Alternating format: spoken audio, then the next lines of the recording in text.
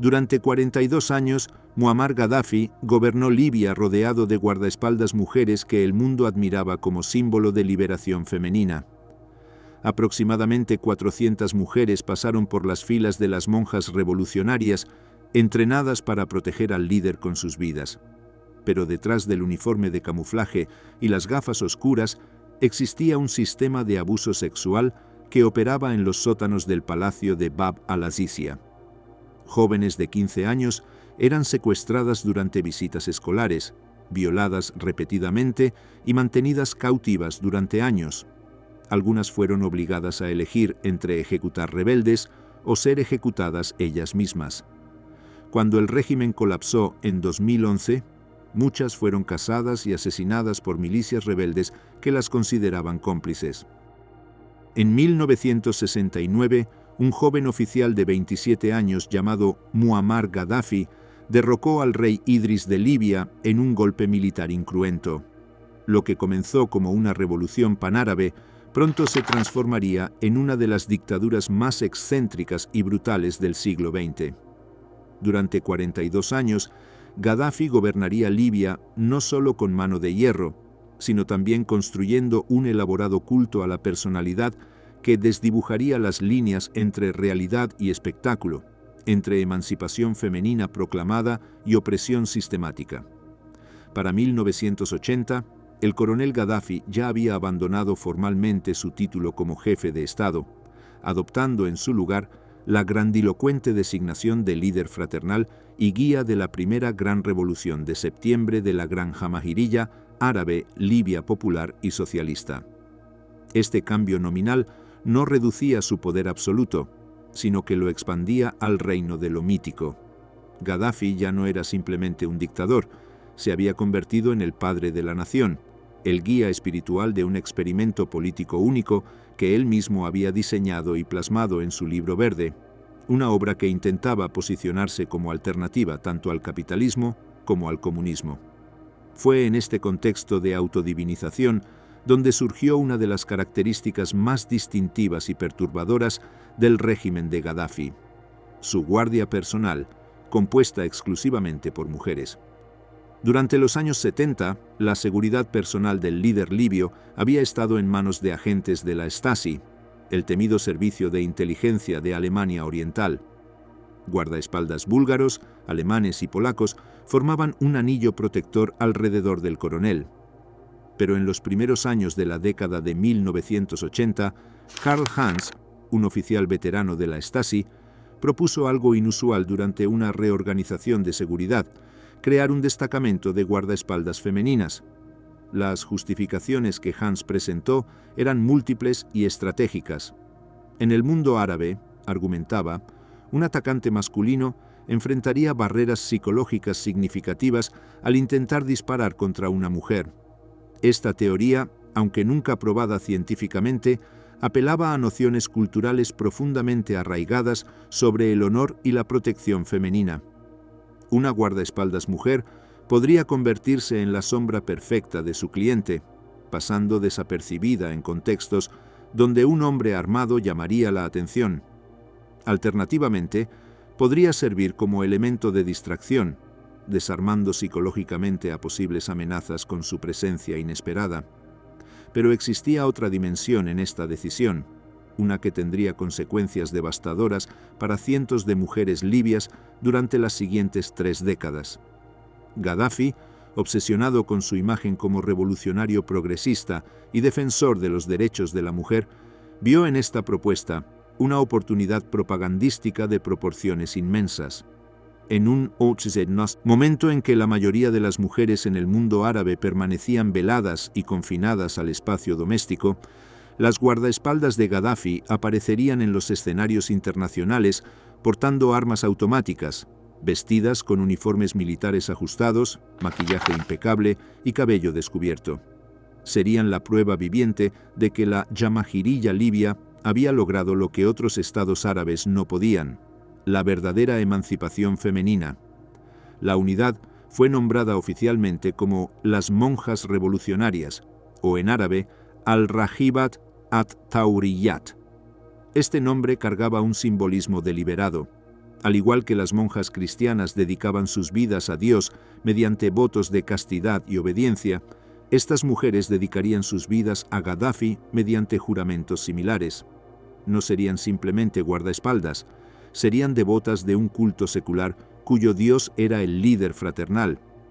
Los periodistas occidentales, fascinados por el espectáculo, las rebautizarían como la Guardia Amazónica, evocando a las míticas guerreras de la antigua Grecia. En el norte de África se las conocería como Haris al-Has.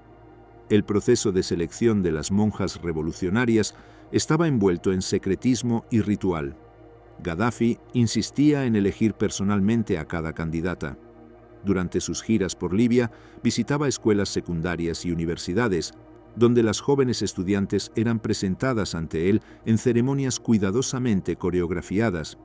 Las chicas más hermosas eran seleccionadas para entregar flores o recitar poesía. Pero lo que parecía un honor inocente era en realidad el primer paso de un proceso de selección mucho más siniestro. Los criterios eran específicos y reveladores. Las candidatas debían tener alrededor de 20 años, ser físicamente atractivas según los estándares del régimen, estar solteras y, crucialmente, ser vírgenes. Este último requisito se presentaba como una garantía de pureza y dedicación absoluta, pero en realidad servía a propósitos mucho más oscuros que solo décadas después saldrían a la luz pública. Las mujeres seleccionadas provenían tanto de áreas rurales como urbanas, algunas de familias con conexiones al régimen, otras de contextos más humildes, donde la promesa de educación, estatus y seguridad económica hacía que el reclutamiento pareciera una oportunidad. La primera aparición internacional de las monjas revolucionarias ocurrió en 1981, cuando Gaddafi visitó Siria para reunirse con el presidente Hafez al-Assad. La presencia de estas mujeres armadas, vestidas impecablemente y rodeando al líder libio, causó sensación. Los medios internacionales quedaron fascinados. Aquí estaba Gaddafi, el revolucionario excéntrico, rodeado no por guardias masculinos intimidantes, sino por jóvenes mujeres que desafiaban todas las convenciones del mundo árabe. Las fotografías circularon ampliamente, cumpliendo perfectamente su función propagandística. Gaddafi justificaba públicamente su decisión con retórica progresista. En discursos y entrevistas afirmaba haber prometido a su madre que mejoraría la posición de las mujeres en Libia. Declaraba que las mujeres debían ser entrenadas para el combate para que no se convirtieran en presa fácil de sus enemigos.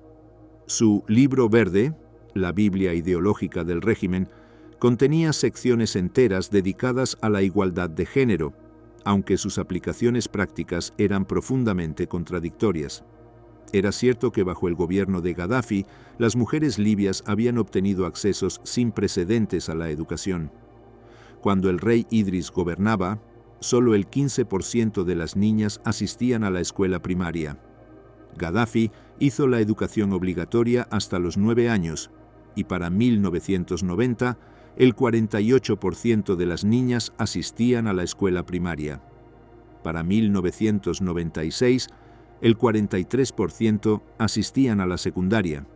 Cuando Gaddafi murió en 2011, más de la mitad de los estudiantes universitarios eran mujeres. Las libias podían convertirse en médicas, enfermeras, ingenieras y oficiales de policía. Esta era la cara pública del régimen, pero detrás de esta fachada de progresismo existía una realidad mucho más oscura. Las monjas revolucionarias no eran simplemente un proyecto de emancipación femenina, eran parte de un sistema elaborado de control, manipulación y abuso que operaba en las sombras del poder absoluto. A lo largo de 4 décadas, aproximadamente 400 mujeres pasarían por las filas de esta unidad. Algunas servirían fielmente, creyendo genuinamente en la misión que se les había encomendado. Otras descubrirían demasiado tarde que habían sido reclutadas no para proteger al líder, sino para satisfacer apetitos mucho más siniestros. La dualidad del régimen de Gaddafi se manifestaba perfectamente en las monjas revolucionarias. Por un lado, representaban una ruptura radical con las normas tradicionales. mujeres empoderadas portando armas y protegiendo al líder más poderoso del país. Por otro lado, eran prisioneras de un sistema que las despojaba de autonomía, las aislaba de sus familias y las exponía a formas de violencia que el público internacional jamás imaginaría mientras admiraba las fotografías de estas mujeres en tacones y uniforme de camuflaje posando junto a Gaddafi en las capitales del mundo. La Academia Militar de Mujeres en Trípoli era una instalación cerrada al escrutinio público, un complejo donde las candidatas seleccionadas por Gaddafi eran transformadas en lo que el régimen proclamaba como las protectoras de élite del líder fraternal. Ubicada en las afueras de la capital, esta academia simbolizaba la contradicción fundamental del proyecto de Gaddafi, un lugar que supuestamente representaba la liberación femenina, pero que en realidad funcionaba como un centro de adoctrinamiento y control absoluto. El programa de entrenamiento duraba 3 años completos, un período diseñado no solo para desarrollar habilidades militares, sino para romper cualquier lealtad previa y reconstruir la identidad de las reclutas alrededor de una sola figura: Muammar Gaddafi. Desde el momento en que ingresaban a la academia, las jóvenes entraban en un mundo regido por una disciplina implacable y una ideología que no admitía cuestionamientos. La jornada comenzaba a las 4:30 de la madrugada, cuando las reclutas eran despertadas para 90 minutos de ejercicio físico intenso. Carreras de resistencia bajo el sol abrasador del desierto libio, entrenamientos de fuerza, ejercicios de combate cuerpo a cuerpo. El objetivo no era simplemente construir resistencia física, sino establecer desde el principio que estas mujeres no serían guardaespaldas ceremoniales. Debían estar preparadas para el combate real, para proteger a Gaddafi incluso a costa de sus propias vidas. Después del entrenamiento físico matutino, venían las clases teóricas y prácticas que ocupaban el resto del día. El currículo era exhaustivo y técnicamente sofisticado. Las reclutas aprendían el manejo de múltiples sistemas de armas: pistolas, rifles de asalto AK-40 y 7, ametralladoras pesadas, lanzagranadas propulsados por cohetes. No bastaba con saber disparar. Debían dominar el mantenimiento, el desmontaje y el reensamblaje de cada arma bajo presión. Debían ser capaces de identificar y neutralizar diferentes tipos de amenazas en fracciones de segundo. El entrenamiento en artes marciales era igualmente riguroso. Las reclutas estudiaban múltiples disciplinas de combate cuerpo a cuerpo, desde técnicas de defensa personal hasta métodos letales de neutralización de amenazas. Aprendían puntos de presión, estrangulaciones, técnicas de desarme. Se les enseñaba a convertir sus cuerpos en armas, preparándolas para escenarios donde las armas de fuego no estuvieran disponibles o donde el combate silencioso fuera necesario. Pero quizás lo más sorprendente era que el entrenamiento incluía pilotaje de aeronaves. Algunas de las reclutas más destacadas recibían instrucción en vuelo, una habilidad extraordinariamente rara para mujeres en cualquier parte del mundo árabe en aquella época. Esta capacitación multifacética iba más allá de lo necesario para la protección personal, sugiriendo que Gaddafi imaginaba un papel más amplio para estas mujeres en su aparato de seguridad. Sin embargo, el componente más crucial del entrenamiento no era militar, sino ideológico. Cada día incluía sesiones de adoctrinamiento donde las reclutas leían y memorizaban pasajes del Libro Verde de Gaddafi. Se les enseñaba a ver al líder fraternal no como un simple político, sino como la encarnación viviente de la revolución libia, el padre de la nación, el guardián de un experimento político único en la historia humana. Las sesiones incluían la recitación de consignas, el estudio de los discursos de Gaddafi, la absorción de una cosmología donde él era el centro absoluto. Antes de completar su entrenamiento, cada recluta debía prestar un juramento solemne que definía los términos de su servicio. Juraban proteger a Muammar Gaddafi a cualquier costo, incluso con sus propias vidas. Juraban lealtad absoluta, prometiendo anteponer su seguridad a la de ellas mismas. Y, crucialmente, juraban castidad. Las monjas revolucionarias debían permanecer vírgenes durante su servicio, renunciando al matrimonio, a las relaciones románticas, a cualquier vínculo que pudiera competir con su devoción al líder. Este voto de celibato se presentaba como una garantía de dedicación total, similar a los votos de las órdenes religiosas. El uniforme de las monjas revolucionarias era en sí mismo una declaración cargada de simbolismo contradictorio. Vestían camuflaje militar, pero ajustado de manera que enfatizara sus figuras. Portaban cinturones rojos y boinas rojas, colores que las distinguían inmediatamente de las fuerzas armadas regulares. Pero lo más notable era el maquillaje pesado, el cabello cuidadosamente peinado, las gafas de sol de diseñador y los tacones altos que usaban incluso durante ceremonias oficiales.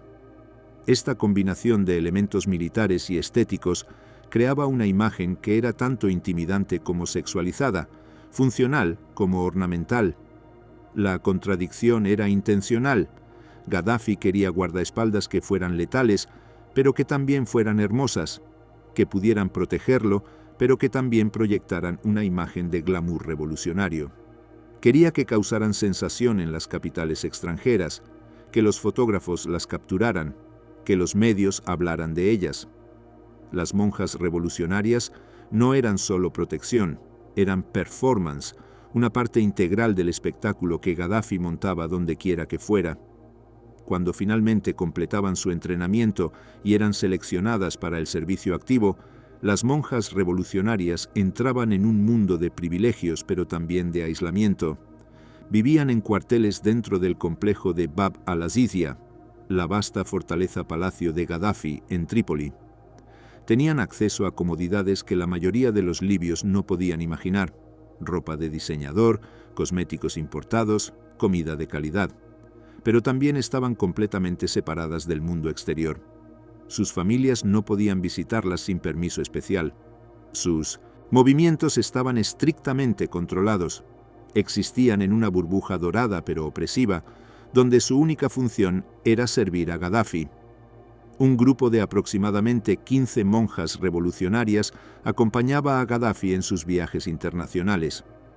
Estas eran consideradas la élite de la élite, seleccionadas no solo por sus habilidades, sino también por su apariencia y su capacidad para mantener la compostura bajo el escrutinio internacional.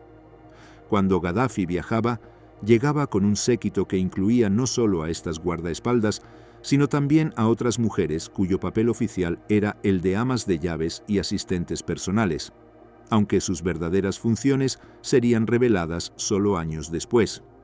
Otras monjas revolucionarias permanecían en Libia, asignadas a proteger las múltiples residencias y palacios de Gaddafi, o cumpliendo funciones ceremoniales en eventos estatales.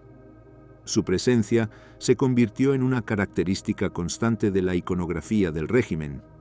Gaddafi nunca aparecía en público sin estar rodeado de estas mujeres con gafas oscuras y armas automáticas, un recordatorio visual constante de su poder y su excepcionalidad.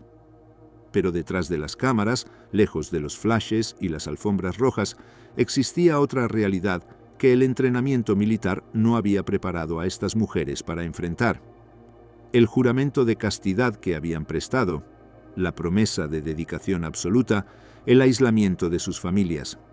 Todos estos elementos no eran salvaguardas de su pureza revolucionaria, sino mecanismos que las hacían vulnerables a formas de abuso que destruirían las vidas de muchas de ellas.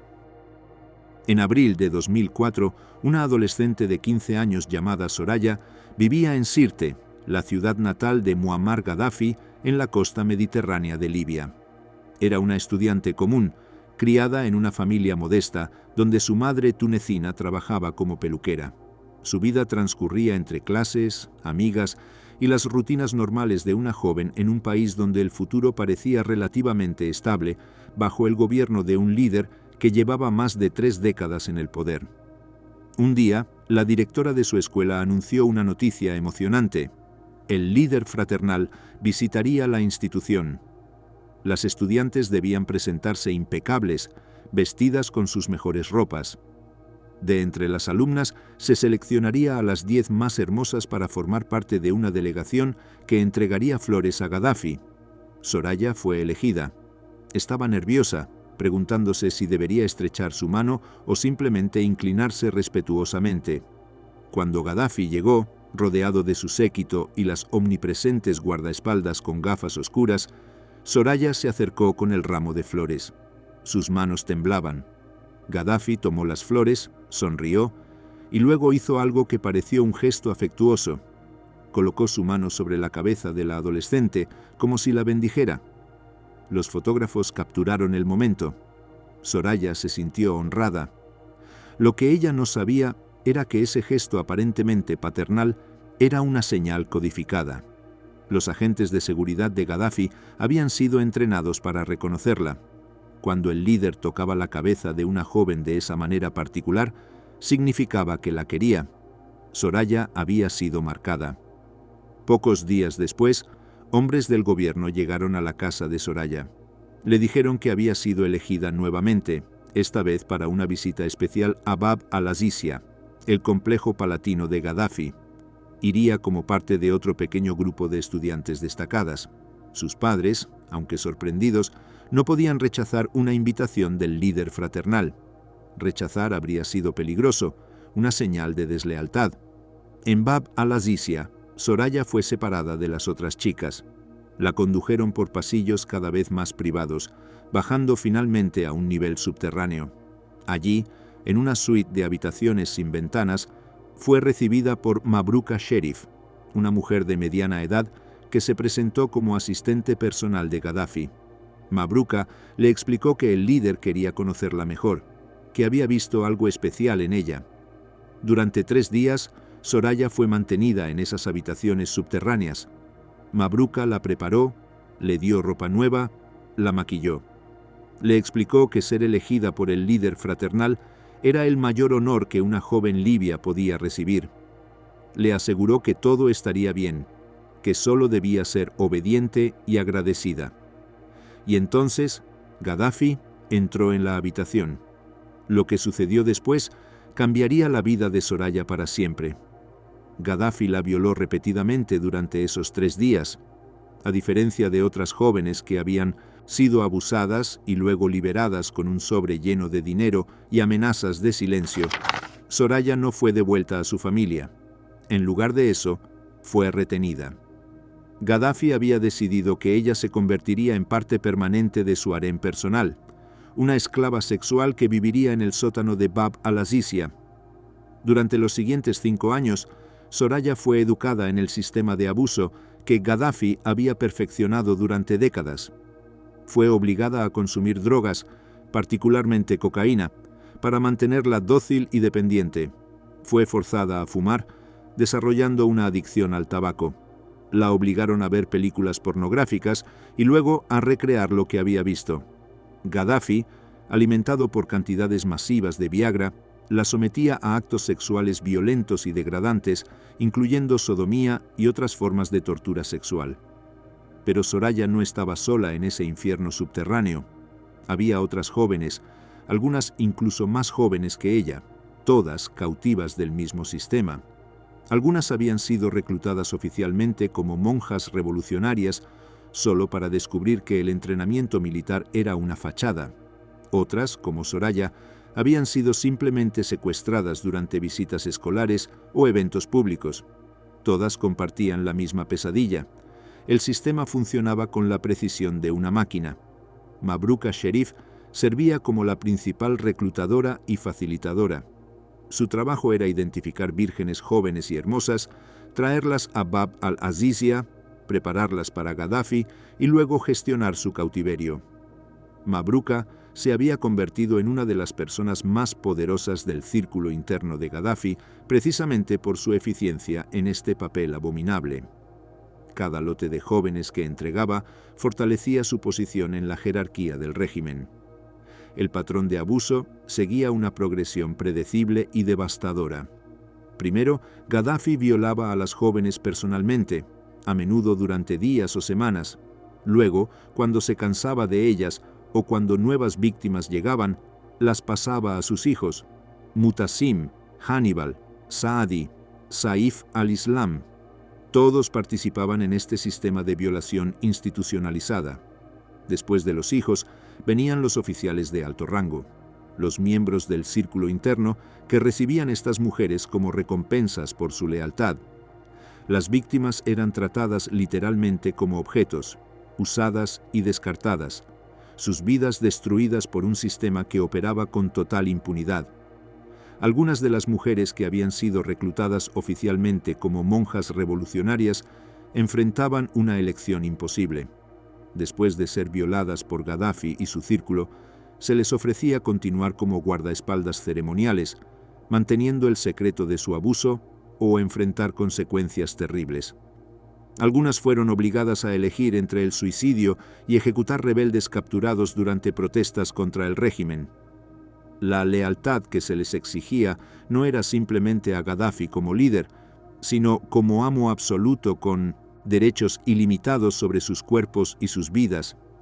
El silencio que rodeaba estos abusos era casi total, mantenido por múltiples capas de control social y miedo. En la sociedad libia conservadora, el sexo y la violación eran los tabúes más profundos. Una mujer que había sido violada no era vista como víctima, sino como culpable, como deshonrada.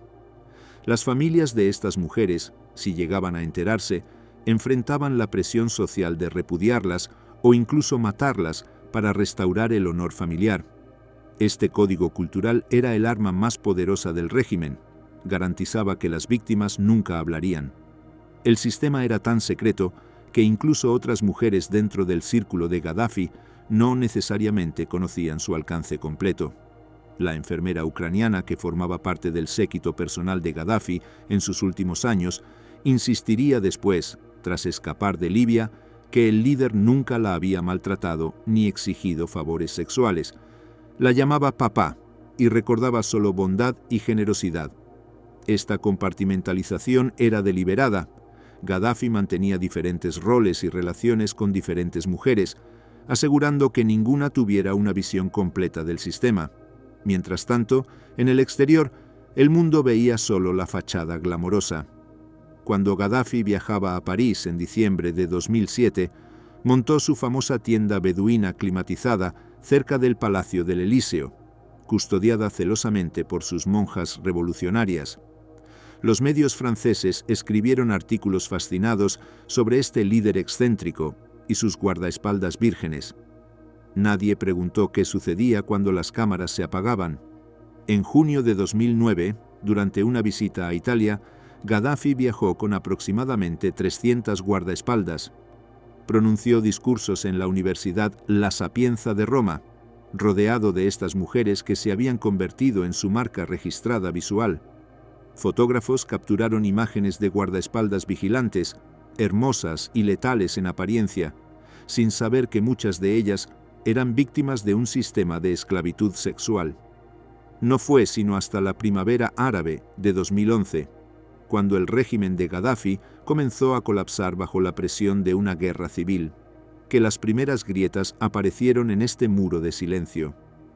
En agosto de ese año, con Trípoli cayendo ante las fuerzas rebeldes y Gaddafi huyendo, 5 antiguas miembros de las monjas revolucionarias se atrevieron a hablar con periodistas del Sunday Times de Malta. Sus testimonios eran escalofriantes, pero consistentes. Todas habían sido violadas, abusadas y luego descartadas por Gaddafi y su círculo íntimo. Una psicóloga libia llamada Seham Sergewa comenzó a investigar sistemáticamente estos abusos inmediatamente después de la caída del régimen. Su trabajo era peligroso y frustrante. La mayoría de las víctimas se negaban a hablar, aterrorizadas por las repercusiones sociales. Algunas habían sido repudiadas por sus esposos al enterarse de su historia. Otras temían ser asesinadas por sus propias familias o por fundamentalistas religiosos que las consideraban impuras. De cientos de víctimas potenciales, la doctora Sergewa solo logró convencer a 8 mujeres de testificar inicialmente. Fue entonces cuando Annick Cojean, corresponsal especial del periódico francés Le Monde, llegó a Libia para investigar el papel de las mujeres en la revolución. Por accidente, en Túnez, conoció a Soraya. La joven de 22 años acababa de ver en televisión el cadáver de Gaddafi el hombre que había destruido su adolescencia. Por primera vez en 7 años sintió que podía respirar y decidió hablar. El artículo de Kojian, publicado en noviembre de 2011 bajo el título La esclava sexual de Gaddafi, causó conmoción internacional. Posteriormente, Kojian expandió su investigación en un libro llamado El harén de Gaddafi, que se convirtió en un bestseller instantáneo en Francia, vendiendo más de 100.000 copias en tapa dura.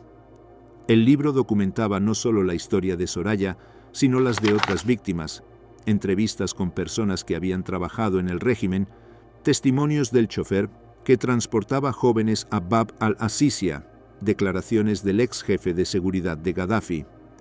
Lo que emergió fue el retrato de un sistema que había operado durante 4 décadas, desde los primeros años del gobierno de Gaddafi hasta su muerte. Cientos, posiblemente miles de mujeres habían sido victimizadas.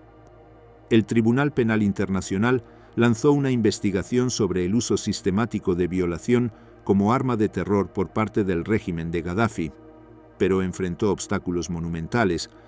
En la Libia post-Gaddafi, devastada por la guerra civil continua y el colapso institucional, pocas víctimas estaban dispuestas o podían testificar.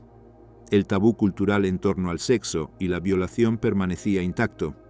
La tragedia de las monjas revolucionarias y las otras víctimas del sistema de Gaddafi no era solo el abuso en sí mismo, sino la imposibilidad de justicia y reconocimiento que siguió. En un país donde admitir haber sido violada podía resultar en muerte a manos de la propia familia, donde el estigma social era permanente e ineludible, la mayoría de las víctimas eligieron el silencio. Sus historias permanecerían enterradas, sus traumas no reconocidos, sus vidas destrozadas por un hombre que el mundo había recibido en las capitales más importantes, que había pronunciado discursos en las Naciones Unidas, que había sido tratado como un estadista excéntrico pero legítimo mientras construía un imperio de horror en los sótanos de sus palacios.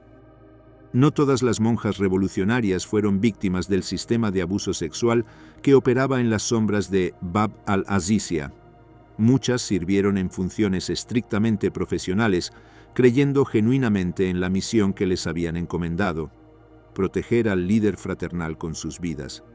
Para estas mujeres, el juramento que habían prestado no era una fórmula vacía, sino un compromiso que estaban dispuestas a cumplir hasta sus últimas consecuencias.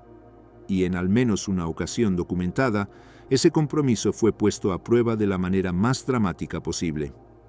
En junio de 1998, el convoy de Muammar Gaddafi atravesaba las afueras de Derna, una ciudad en el este de Libia conocida por ser un bastión del islamismo radical.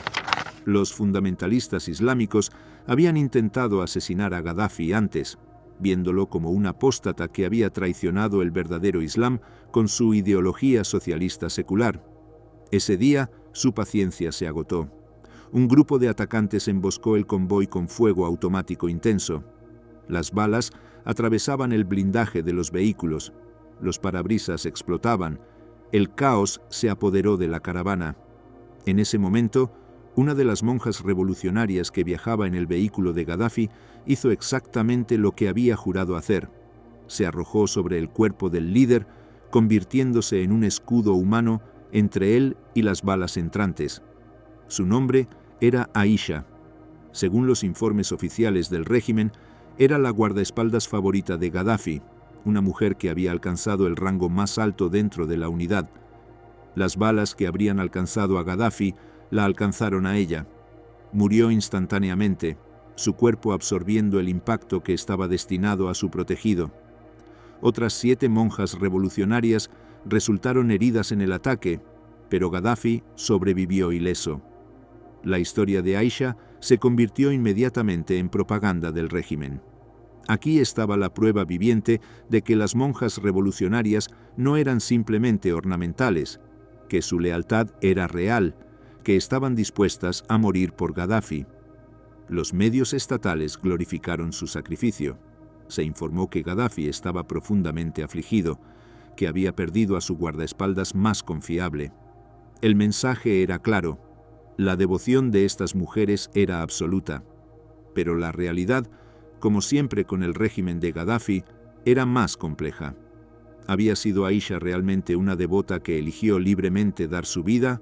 ¿O había sido una mujer condicionada por años de adoctrinamiento y aislamiento a creer que su vida no tenía valor fuera de su servicio a Gaddafi? ¿Su sacrificio había sido heroico o trágico? Estas preguntas nunca serían respondidas de manera satisfactoria. Lo que era indiscutible era que el incidente reforzó la imagen de las monjas revolucionarias como una fuerza seria. Ya no podían ser descartadas como simple espectáculo. Habían sangrado por Gaddafi. Una de ellas había muerto. Esto añadía una capa de credibilidad a su presencia, haciendo que los líderes extranjeros y los equipos de seguridad los tomaran más en serio cuando Gaddafi viajaba internacionalmente. Y Gaddafi viajaba frecuentemente, siempre rodeado de su guardia femenina. En noviembre de 2006, llegó al aeropuerto internacional Nnamdi Azikiwe, en Abuja, Nigeria, con un séquito de aproximadamente 200 guardaespaldas fuertemente armadas. La escala del despliegue era deliberadamente intimidante. Gaddafi quería enviar un mensaje sobre su importancia y su poder, pero los oficiales de seguridad nigerianos no estaban impresionados. Siguiendo los protocolos estándar, exigieron que las guardaespaldas se desarmaran antes de entrar al país. Las monjas revolucionarias se negaron. Se produjo una confrontación tensa en la pista del aeropuerto, con guardaespaldas armadas enfrentando a oficiales de seguridad nigerianos igualmente armados. La situación escaló rápidamente. Gaddafi, furioso por lo que consideraba una falta de respeto intolerable, anunció que caminaría los 40 kilómetros hasta la capital si era necesario.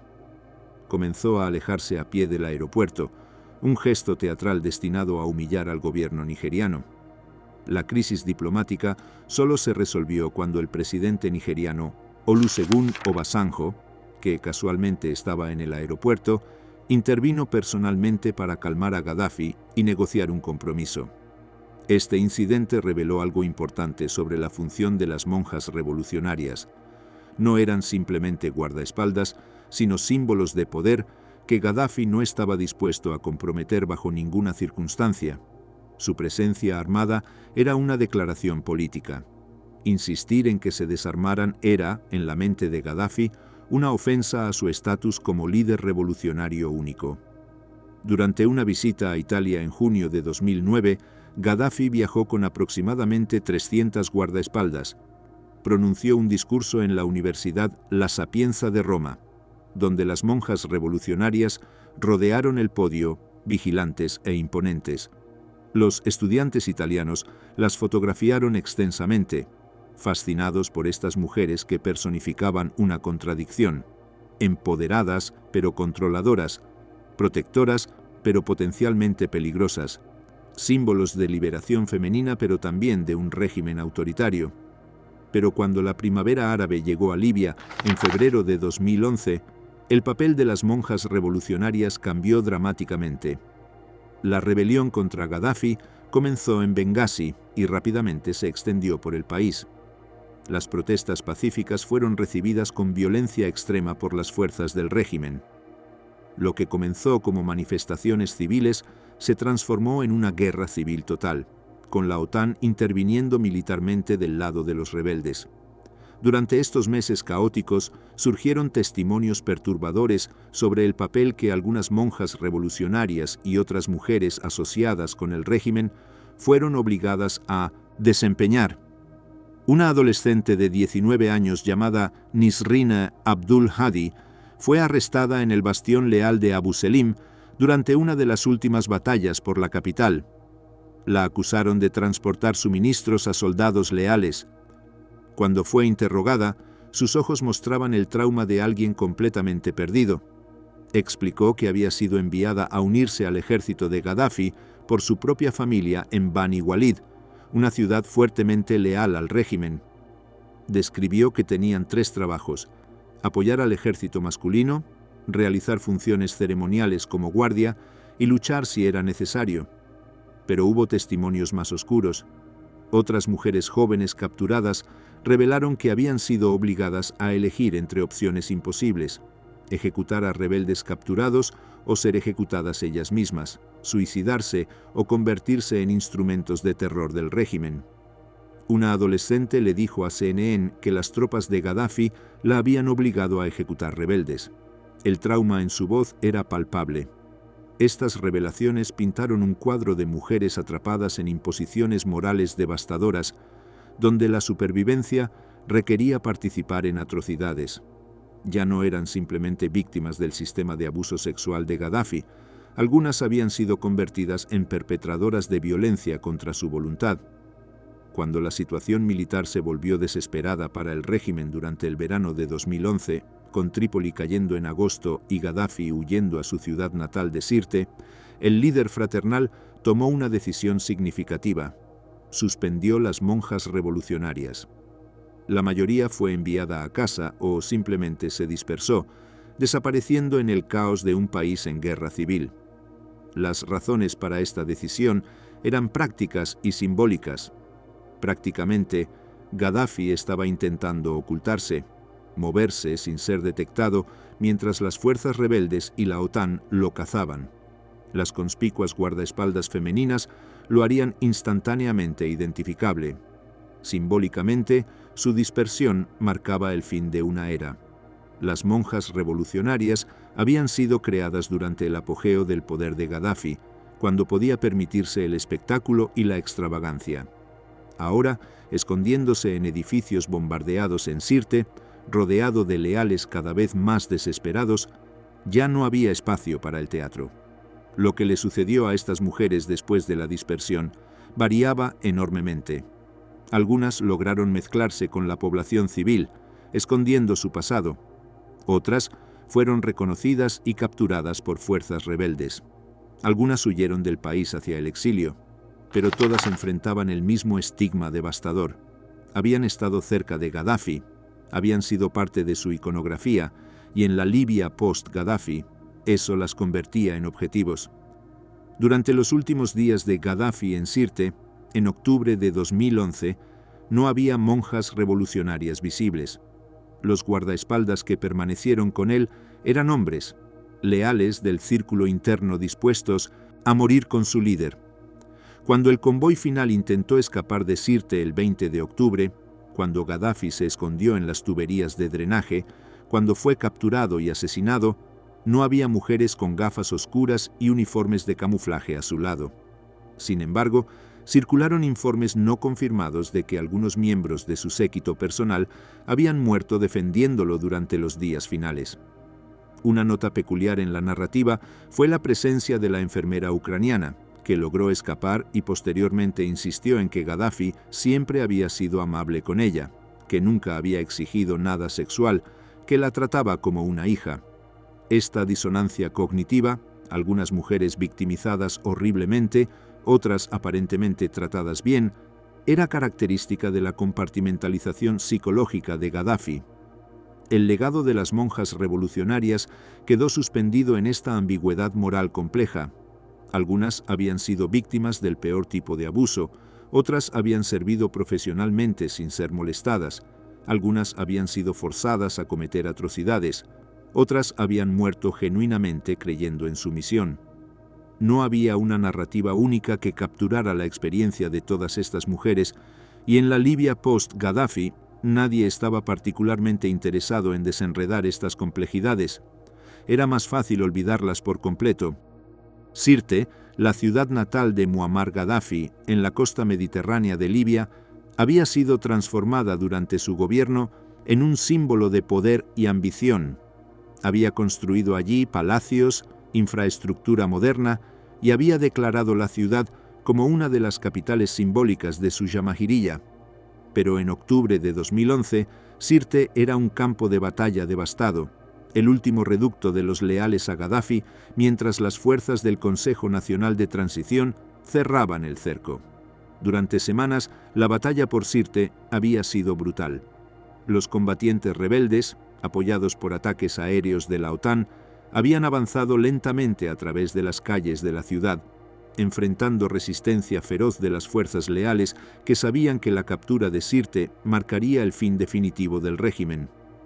Para mediados de octubre, los leales habían sido empujados a un área cada vez más pequeña en el distrito 2 de la ciudad, rodeados por todos lados. Muammar Gaddafi estaba atrapado allí con su círculo más cercano. Su hijo Mutasim, quien había liderado la defensa militar de Sirte, estaba con él. También Abu Bakr Yunis, el ministro de Defensa, un hombre que había servido a Gaddafi durante décadas. Mansur Dao, líder de la Guardia Popular del régimen y miembro del círculo íntimo, permanecía leal.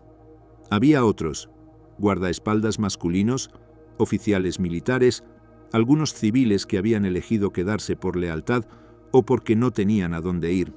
Las condiciones eran desesperadas. El bombardeo constante había destruido la mayor parte de la infraestructura. No había electricidad ni agua corriente. Los suministros médicos se habían agotado.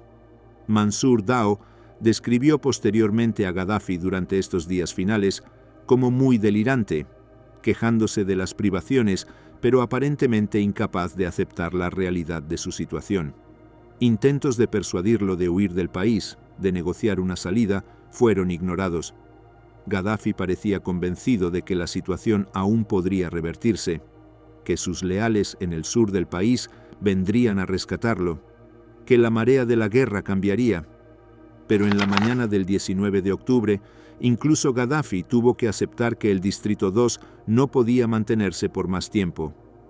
Mutasim ordenó a todos los que quedaban, el círculo interno de Gaddafi, los leales restantes, algunos civiles, que se prepararan para evacuar en un convoy. El plan era romper el cerco rebelde y escapar hacia el oeste, posiblemente hacia Bani Walid, otra ciudad leal, o más hacia el desierto donde podrían reagruparse. El convoy que se formó en la madrugada del 20 de octubre constaba de aproximadamente 50 vehículos fuertemente armados. No era un intento silencioso de escape, era una columna militar significativa, con camionetas equipadas con armas pesadas, vehículos blindados, cientos de combatientes leales. Gaddafi viajaba en un Toyota Land Cruiser verde, un vehículo blindado que había usado durante años. El convoy se movió antes del amanecer, esperando que la oscuridad les diera ventaja. Pero lo que Gaddafi no sabía era que las fuerzas de la OTAN habían estado monitoreando comunicaciones satelitales. En algún momento durante la noche anterior, Gaddafi o alguien en su círculo había hecho una llamada telefónica satelital que fue interceptada. La OTAN sabía que algo importante estaba sucediendo en Sirte.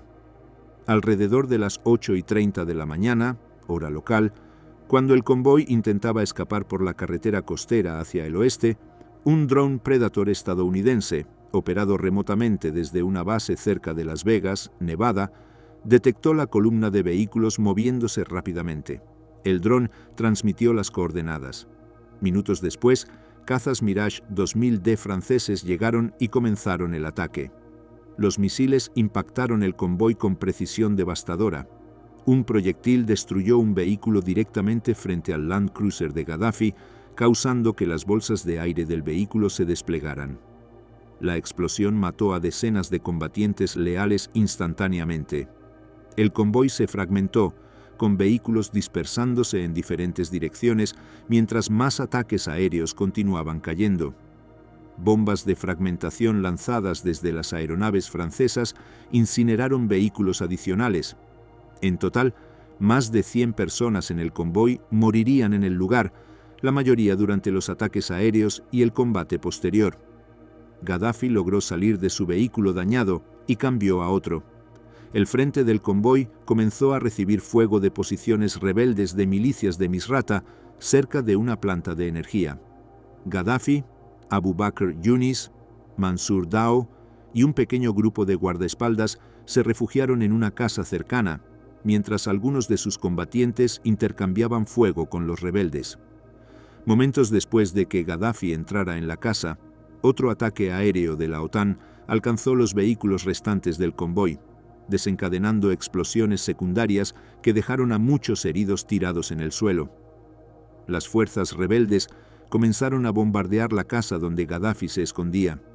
Mutasim tomó aproximadamente 20 combatientes y salió a buscar vehículos no dañados para intentar una nueva fuga. Gaddafi y los que quedaban con él decidieron huir a pie. Salieron de la casa bajo fuego, corriendo a través de campos abiertos hacia un área residencial. Buscaban cualquier lugar para esconderse. Encontraron un complejo de villas amuralladas y entraron. Pero el complejo no ofrecía salida fácil. Detrás del complejo había 2 grandes tuberías de drenaje de cemento, parte del sistema de alcantarillado de la ciudad.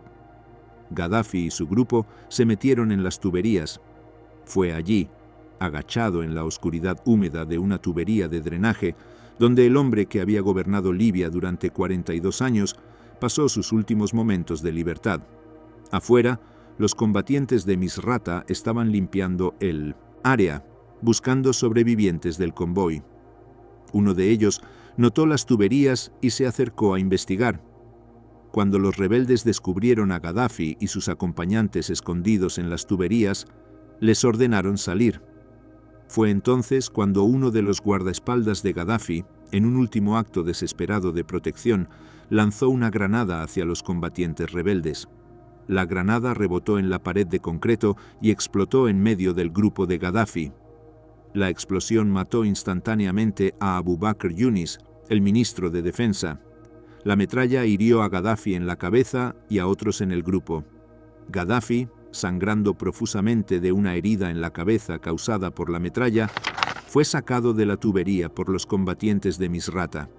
Los videos capturados en teléfonos celulares en los minutos siguientes son brutales y caóticos. Muestran a Gaddafi desorientado, cubierto de sangre, rodeado por una multitud cada vez más grande de combatientes gritando. Muchos gritan: «Somos de Misrata», identificando su origen con orgullo vengativo. Misrata había sufrido un asedio brutal de meses por parte de las fuerzas de Gaddafi durante la guerra civil, y estos combatientes tenían cuentas pendientes. En los videos, Gaddafi puede escucharse repitiendo una frase, «Haram aleiko», que se traduce como «esto es pecado para ustedes» o «esto está prohibido para ustedes». Es una súplica moral, un intento de apelar a la conciencia religiosa de sus captores. Pregunta repetidamente, ¿qué les hice? Su voz suena confundida, casi incrédula de que esto le esté sucediendo a él. Los combatientes no mostraron misericordia. El video muestra a Gaddafi siendo golpeado repetidamente, pateado, arrastrado. En un momento, es apuñalado con una bayoneta en los glúteos, causando más sangrado e indudablemente un dolor agonizante. Es colocado sobre el capó de un vehículo, todavía vivo pero claramente gravemente herido. Luego es metido en una ambulancia. Este es el último momento en que Muammar Gaddafi fue visto vivo en video. Tenía una herida en la cabeza por la metralla de la granada, estaba cubierto de sangre, había sido golpeado y apuñalado, pero estaba consciente. Un joven que afirmaba ser de Bengasi, pero viajaba con los combatientes de Misrata, dio una entrevista televisada posteriormente, afirmando que él estaba en la ambulancia con Gaddafi. Su relato de lo que sucedió después ha sido disputado y nunca completamente verificado. Lo que es indiscutible es que para la tarde del 20 de octubre, el cuerpo de Muammar Gaddafi estaba muerto, con una nueva herida de bala en la cabeza que no era visible en los videos anteriores. El Consejo Nacional de Transición inicialmente afirmó que Gaddafi había muerto por heridas sufridas en un tiroteo cuando fuerzas leales intentaron liberarlo. Esta versión fue rápidamente desacreditada por la evidencia de video que mostraba claramente que había sido capturado vivo. La evidencia forense y los testimonios recopilados posteriormente por Human Rights Watch sugieren fuertemente que Gaddafi fue ejecutado después de su captura, lo que constituiría un crimen de guerra. Un portavoz del Consejo Militar de Misrata afirmó que Gaddafi había muerto por heridas sufridas antes de su captura, pero esta afirmación contradecía la evidencia visual. La herida de bala en la cabeza que tenía en las fotografías post-mortem no estaba presente en los videos de su captura. El cuerpo de Gaddafi fue transportado a Misrata, la ciudad que había sufrido tanto bajo su régimen. Allí fue exhibido públicamente en un congelador comercial en un centro comercial, junto al cuerpo de su hijo Mutasim, quien también había sido capturado vivo esa mañana, y posteriormente apareció muerto con nuevas heridas. Durante días, multitudes de libios desfilaron para ver los cuerpos, tomando fotografías con sus teléfonos celulares, verificando con sus propios ojos que el dictador realmente estaba muerto. La Comisión de Derechos Humanos de las Naciones Unidas y Amnistía Internacional llamaron a una investigación independiente sobre las circunstancias de la muerte de Gaddafi. Human Rights Watch fue particularmente vocal, señalando que la evidencia sugería fuertemente ejecución extrajudicial. El Consejo Nacional de Transición prometió investigar, pero en la Libia caótica del post-conflicto, ninguna investigación significativa ocurrió jamás. Nadie fue procesado por la muerte de Gaddafi o de Mutasim. Mientras la atención mundial se centraba en la muerte de Gaddafi, otra atrocidad se desarrollaba a solo cientos de metros. Lo que sucedió en el Hotel Mahari durante las horas posteriores constituiría el mayor crimen de guerra documentado cometido por fuerzas anti-Gaddafi durante la guerra civil. Un equipo de Human Rights Watch había estado cerca de Sirte durante los días finales. Cuando escucharon sobre el ataque al convoy el 20 de octubre, se apresuraron al lugar. Encontraron más de 100 cuerpos. La mayoría habían muerto en combate, heridos por metralla, quemados, muertos por fuego durante enfrentamientos. Pero 2 días después, el 22 de octubre, cuando visitaron el Hotel Mahari, descubrieron algo mucho más perturbador. En el césped frente al hotel yacían los cuerpos en descomposición de al menos 53 hombres. Los cuerpos estaban agrupados donde habían sido asesinados. Las altas temperaturas habían acelerado la descomposición. Trabajadores voluntarios dijeron que familiares habían recuperado aproximadamente 12 cuerpos adicionales tras identificarlos. Esto elevaba el total estimado a 66 personas. Lo que hizo esta escena particularmente escalofriante fue la evidencia física. Muchos cuerpos tenían las manos atadas detrás de la espalda. Algunos tenían vendajes cubriendo heridas, sugiriendo tratamiento médico antes de ser ejecutados. No había evidencia de tiroteo. Las paredes del hotel no mostraban impactos de balas. Los casquillos encontrados eran consistentes con ejecuciones, no con enfrentamiento. La conclusión era ineludible. Estas personas habían sido capturadas vivas después de la batalla, trasladadas al Hotel Mahari y ejecutadas sumariamente. Era una masacre. Human Rights Watch dedicó meses a reconstruir los hechos. Entrevistaron a oficiales de milicias, a sobrevivientes del convoy y revisaron grabaciones de video hechas por combatientes rebeldes en teléfonos celulares. Los videos mostraban grandes grupos de hombres capturados siendo maldecidos y abusados. Los prisioneros estaban desarmados, muchos heridos, todos bajo control de las milicias de Misrata. Los combatientes gritaban insultos, los golpeaban, los humillaban. Human Rights Watch utilizó fotografías de la morgue para establecer que al menos 17 detenidos visibles en los videos aparecieron posteriormente entre los cuerpos ejecutados. El proceso era meticuloso, comparando características faciales, ropa, heridas visibles. Un caso particularmente documentado fue el de Mufta al-Ghariyani. En un video, al-Ghariyani es visible siendo golpeado y humillado por ser de Tawerga, ciudad leal a Gaddafi. Las milicias de Misrata tenían odio particular por Tawerga. El video muestra a al-Ghariyani siendo arrojado a una camioneta. Su cuerpo fue encontrado en el Hotel Mahari, fotografiado por el hospital y enterrado como no identificado número 86. Solo después fue identificado por familiares. El patrón era consistente en docenas de casos. Hombres capturados eran transportados al Hotel Mahari, ejecutados, y sus cuerpos dejados donde caían. Las ejecuciones constituían el mayor abuso documentado por fuerzas de oposición durante los 8 meses de conflicto. Eran violación clara del derecho internacional humanitario. Ejecutar combatientes rendidos es crimen de guerra, sin excepciones. ¿Por qué sucedió? Las razones eran complejas, arraigadas en lo que Misrata había sufrido. Durante meses, la ciudad había sido asediada. El bombardeo había sido indiscriminado. Civiles habían muerto por miles. Los combatientes de Misrata traían sed de venganza comprensible, aunque no justificable. Además, existía impunidad. Las milicias operaban sin supervisión central. El Consejo Nacional de Transición ejercía control limitado. En este vacío, los crímenes de guerra podían ocurrir sin consecuencia. Human Rights Watch presentó sus hallazgos a los oficiales del Consejo inmediatamente.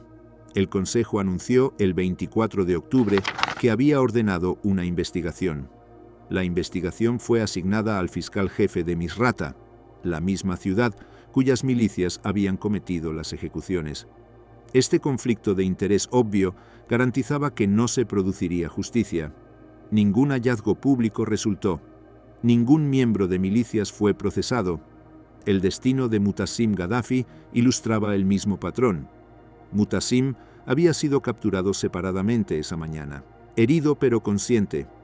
Videos lo muestran sentado con combatientes de Misrata, bebiendo agua y fumando. Tiene heridas de metralla, pero está vivo y capaz de hablar. Para la tarde, Mu'tasim estaba muerto. Su cuerpo mostraba una nueva herida en la garganta que no había estado visible antes. Las circunstancias nunca fueron explicadas. La conclusión obvia era que había sido ejecutado tras captura. La Corte Penal Internacional tenía jurisdicción, pero en el caos post-Gaddafi, con el país fragmentándose, no había capacidad ni voluntad para procesar estos crímenes. Los hombres que murieron en el Hotel Mahari permanecen en su mayoría sin nombre en los registros históricos. Algunos fueron identificados por familiares, otros fueron enterrados como desconocidos. Sus muertes se convirtieron en nota al pie en la historia más grande del fin de Gaddafi, recordatorio de que la violencia e impunidad definieron no solo el régimen, sino también el caos que siguió. Cuando Muammar Gaddafi suspendió las monjas revolucionarias durante los días finales de su régimen en el verano de 2011, las mujeres que habían dedicado años, a veces décadas, a protegerlo, se encontraron repentinamente sin propósito ni protección. La mayoría simplemente desapareció, intentando mezclarse con la población civil de una Libia que se desintegraba rápidamente en guerra civil. Pero desaparecer no era tan simple como quitarse el uniforme. Las monjas revolucionarias habían sido una de las características más visibles del régimen de Gaddafi. Sus caras habían aparecido en fotografías internacionales durante décadas. Eran reconocibles, y en la Libia revolucionaria de 2011, ser reconocible como parte del aparato de Gaddafi era extremadamente peligroso. Las antiguas guardaespaldas enfrentaban amenazas de múltiples direcciones simultáneamente, de las milicias rebeldes que buscaban venganza, de fundamentalistas islámicos que las veían como símbolos de la decadencia del régimen, y de sus propias familias y comunidades que podían rechazarlas por su asociación con Gaddafi. Durante los meses caóticos de la guerra civil, comenzaron a circular en Internet fotografías y videos perturbadores de mujeres identificadas como antiguas guardaespaldas de Gaddafi que habían sido capturadas y asesinadas. Las imágenes mostraban cuerpos de mujeres jóvenes, algunas todavía en uniformes militares, otras en ropa civil, muertas por disparos o violencia brutal. La autenticidad y los contextos específicos de estas imágenes eran difíciles de verificar en el caos, pero su circulación enviaba un mensaje claro: no había refugio seguro para quienes habían servido a Gaddafi. Un artículo ampliamente compartido en medios chinos documentaba lo que describía como guardaespaldas femeninas encontradas asesinadas, provocando reacciones mixtas de horror y satisfacción vengativa en los comentarios. Esta respuesta dual capturaba la ambigüedad moral que rodeaba a estas mujeres. ¿Eran víctimas o cómplices? ¿Merecían compasión o castigo?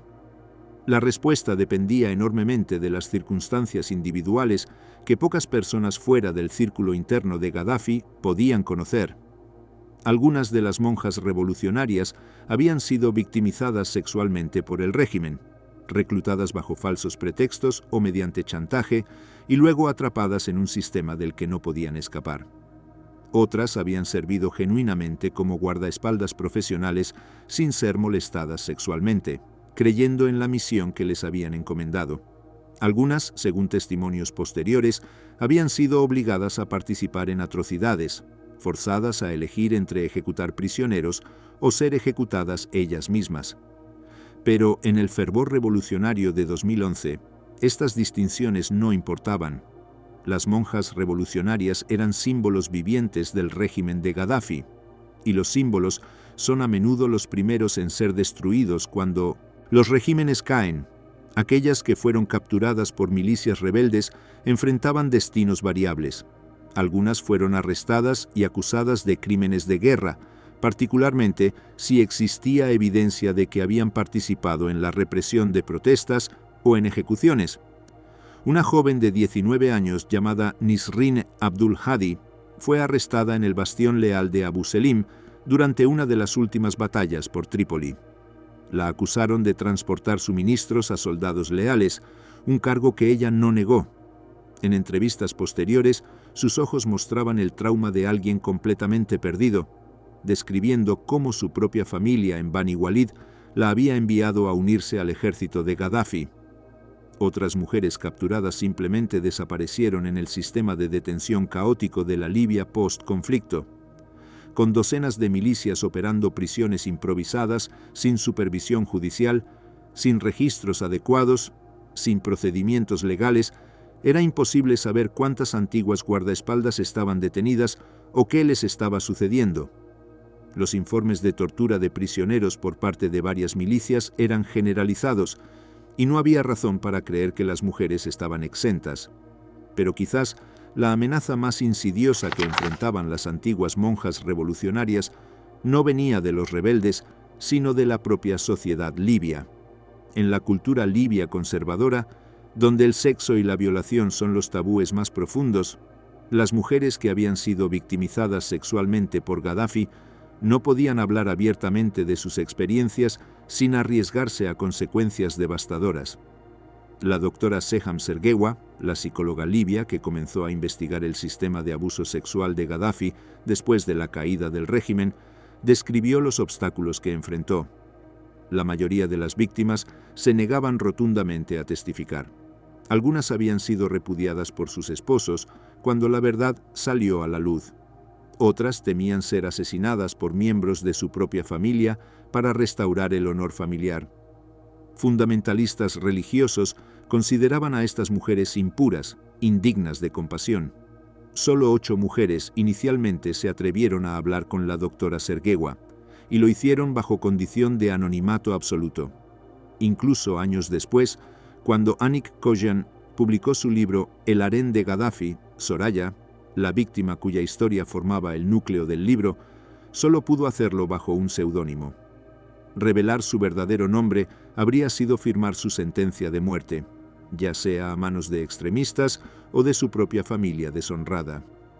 Esta imposibilidad de hablar abiertamente significaba que la mayoría de las historias de las monjas revolucionarias permanecerían para siempre ocultas.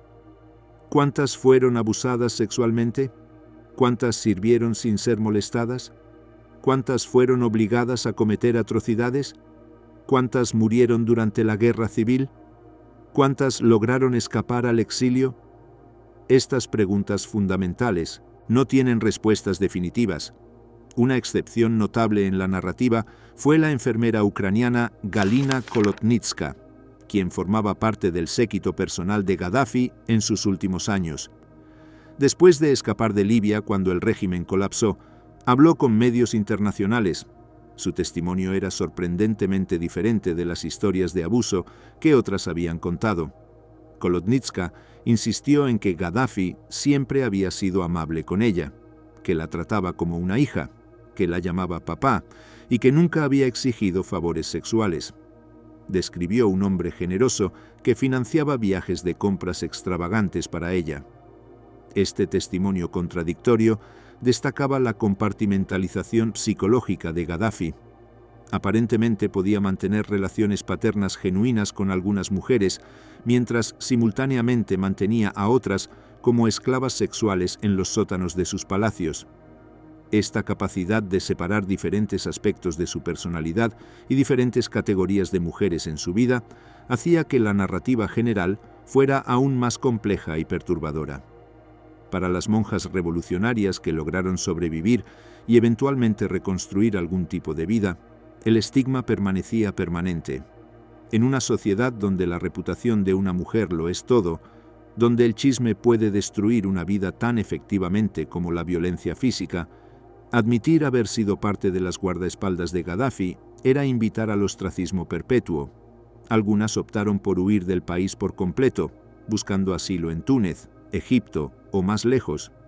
Otras se hundieron en el anonimato dentro de Libia, cambiando sus nombres, ocultando su pasado, viviendo con el trauma silencioso de lo que habían experimentado. No hubo programas de rehabilitación, no hubo reconocimiento oficial de su victimización, no hubo justicia para los abusos que habían sufrido. El Tribunal Penal Internacional lanzó investigaciones sobre el uso sistemático de violación como arma de guerra por parte del régimen de Gaddafi, pero estas investigaciones enfrentaron obstáculos insuperables. Sin un gobierno libio funcional que cooperara, sin voluntad de las víctimas de testificar públicamente por temor a represalias, sin registros documentales completos de un sistema que había operado deliberadamente en secreto, construir casos procesables era casi imposible.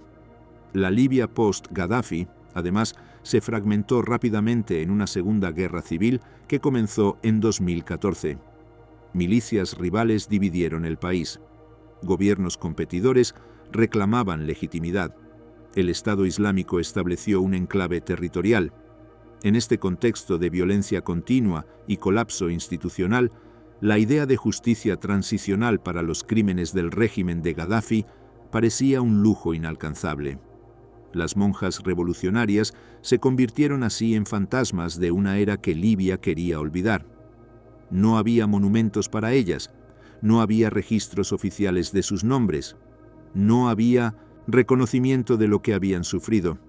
Las fotografías de ellas, con gafas oscuras y uniformes de camuflaje, circulaban en Internet como curiosidades históricas, artefactos de un régimen excéntrico, sin que nadie se preguntara qué les había sucedido realmente a estas mujeres después de que las cámaras se apagaran. Aproximadamente 400 mujeres habían pasado por las filas de las monjas revolucionarias durante las 4 décadas del régimen de Gaddafi. Cada una tenía una historia individual, una vida que había sido alterada o destruida por su asociación con el dictador. Algunas habían sido verdaderas creyentes en la revolución de Gaddafi. Otras habían sido reclutadas mediante engaño. Algunas habían sido victimizadas horriblemente. Otras habían servido profesionalmente. Algunas habían muerto creyendo en su misión. Otras habían escapado y ahora vivían con trauma permanente.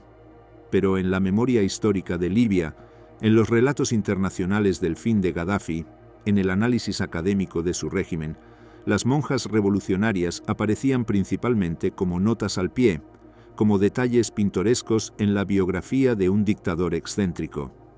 La complejidad de sus experiencias, la violencia sistémica que muchas habían sufrido, la imposibilidad de justicia que todas enfrentaban, estos elementos eran demasiado complicados, demasiado incómodos, para integrarse fácilmente en narrativas más simples de revolución y liberación.